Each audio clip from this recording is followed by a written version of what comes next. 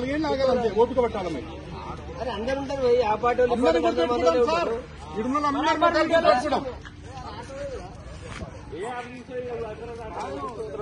కొంచెమన్నా కాదు ఎవడం మూర్ఖుడు 60,000 చెప్తే ఇంకోటి మీకు సిగ్గు అనిపిస్తలేదా కొంచెం చెప్తుంది ఇవన్నీ. 5 సంవత్సరాలు కౌన్సిలర్ ఉన్నాము. మీకు ఎప్పుడైనా నైట్లలో ఎవరు ఫ్లెక్సీలు దింపుడు ఎవరైనా చేయరని మీకు ఎప్పుడైనా చెప్పినావా? మేము ఖర్చు ఎందుకు కట్టుకుందాం, మేము దొంగతనం చేస్తున్నాం.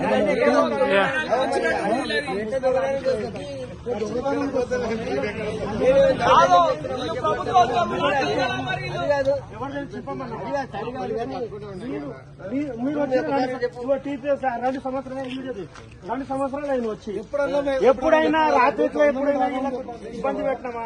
రూలింగ్ ఉన్నప్పుడు కానీ ఇప్పుడు కానీ మా రూలింగ్ లో ఉన్నప్పుడు కూడా ఆయన సహకరించారు. రూల్స్ ప్రకారం హలో ఇక్కడ వినండి ఒకసారి. హలో ఈడ కాదు మీరు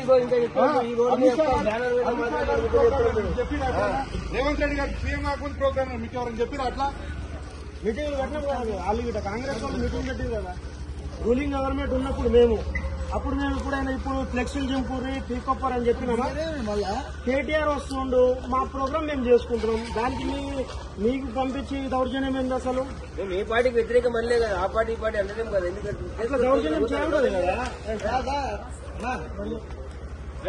గ్రూప్లలో పెట్టండి, కార్యకర్తలు గ్రూప్లలో పెట్టు. ఏం మాట్లాడుతున్నా పోతాను మళ్ళా తీసుకొని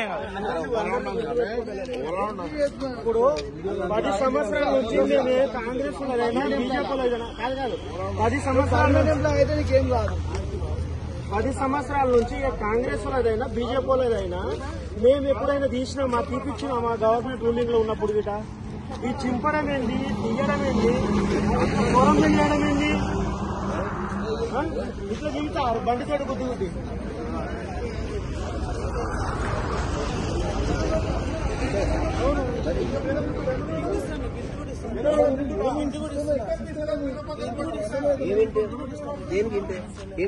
మీకు ఎవరికైనా సంవత్సరాల నుంచి మమ్మల్ని పైకి ఆర్డర్ చేసి అసలు ఎన్ని చేస్తున్నారు చింపడానికి అన్నము అయ్యా ఇవ్వడం లేదంటారా?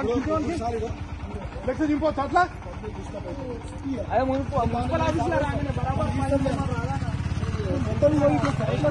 ఓర్ చేయమంటుండు.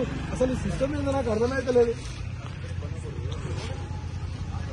కాదు ఎవరో గవర్నమెంట్ కూడా పనిచేస్తుంది కదా, మీరు ఇంకో గవర్నమెంట్ కూడా పనిచేస్తుంది పెట్టిగా.